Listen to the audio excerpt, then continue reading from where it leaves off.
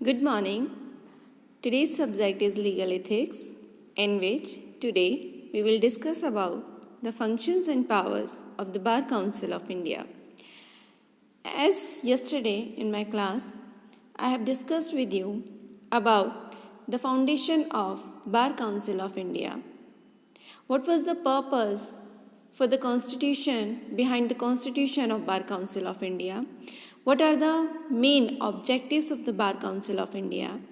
In the continuance of the Bar Council of India, today we'll discuss about the functions and powers of the Bar Council of India. Section 7 of the Advocate Act 1961 provides for the following statutory functions of the Bar Council of India. देखिए, बार council of India के जो functions हैं वो section 7 धारा 7 अधिवक्ता अधिनियम 1961 में जो बना हुआ है उसकी धारा 7 के अंतर्गत इसके कर्तव्यों का वर्णन किया गया है। The first function is to lay down standards of professional conduct and etiquettes for advocates. तो पहला कर्तव्य क्या है, पहला फंक्शन क्या है बार काउंसिल ऑफ इंडिया का? To lay down standard of professional conduct and etiquette for advocates.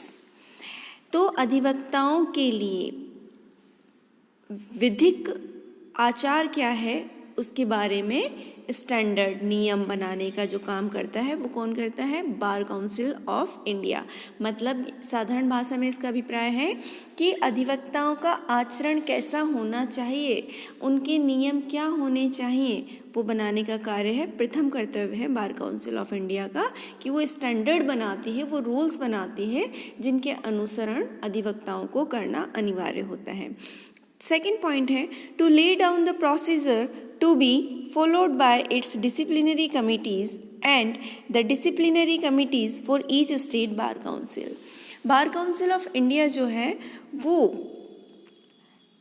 अधीनस्थ जो कमेटियां होती हैं, अनुशासन कमेटियां जो हैं, चाहे हम बात करें यहाँ पर बार काउंसिल ऑफ इंडिया के अधीन कार्य करने वाली अनुशासनात्मक समिति की या राज्यों की बार काउंसिल के अधीन कार्य करने वाले अनुशासन समिति की, उनकी कार्यवाही कैसे होगी, वो कैसे कार्य करेंगी, इसके प्रोसीजर बनाने का कार्य भी बार काउंसिल ऑफ इंडिया करती है। The third function is to safeguard the rights, privileges and interest of the advocates. अधिवक्ताओं के अधिकार, विशेषाधिकार और उनके हितों का संरक्षण करना भी बार काउंसिल ऑफ इंडिया का प्रमुख कर्तव्य माना जाता है। The fourth function is to promote and support law reforms. विधि के अंतर्गत जितने भी संशोधन, परिवर्तन होते हैं या होने चाहिए उनके बारे में भी उनको प्रोत्साहन करना, उनको प्रमोट करना, उनके लिए कार्रवाई करने का काम भी समय समय पर बार काउंसिल ऑफ इंडिया करता है और इसकी सूचना वो केंद्र सरकार और राज्य सरकार को देता है। Next is to deal with the dispose of any matter which may be referred to it by a state bar council. इसका नेक्स्ट जो फंक्शन की हम बात करें, देखिए बहुत ही इम्पोर्टेंट फंक्शन है। क्या बोलते हैं कि स्टेट बार काउंसिल अगर किसी मैटर को सुलझाने के लिए इंडियन बार काउंसिल को रेफ़र करता है तो इंडियन बार काउंसिल का ये कर्तव्य है कि वो उस मैटर को निस्तारित करे, उसका निस्तारण करे। Next is to exercise general supervision and control over the state bar council. देखिए ये भी बहुत ही इम्पोर्टेंट फंक्शन है बार काउंसिल ऑफ इंडिया का कि भारत के अंदर जितनी भी राज्य हैं और उनके अंदर जितनी भी बार काउंसिल्स हैं, स्टेट बार काउंसिल हैं, उनकी मॉनिटरिंग करना, उनका सुपरवाइज करना टाइम टू टाइम, ये भी बार काउंसिल ऑफ इंडिया का कर्तव्य माना जाता है। Next is to promote legal education and to lay down standard for legal education in consultation with the universities in India, imparting legal education and the state bar councils. ये हम पहले भी देखिए कई बार डिस्कस कर चुके हैं कि लीगल एजुकेशन, विधिक शिक्षा को बढ़ावा देने के लिए जो यूनिवर्सिटीज़ और इंस्टीट्यूशंस में जो लॉ कोर्स रन होते हैं उनके इस्टेब्लिशमेंट का, उनकी मॉनिटरिंग का जो काम है वो कौन करता है? Indian bar council. और वो कैसे करती है? वो स्टेट बार काउंसिल से कंसल्ट करके स्टेट यूनिवर्सिटीज़ और इंस्टीट्यूट्स के लिए जहाँ पर भी लॉ प्रोग्राम रन होता है उनके लिए पॉलिसीज़ बनाती है, स्टैंडर्ड्स बनाती है। Next is to recognise universities whose degree in law shall be a qualification for enrollment for an advocate for the purpose to visit and inspect universities or direct the state bar council to visit and inspect universities for this purpose। देखिए बहुत ही important role यहाँ पर बार council of India play करता है। वो क्या है?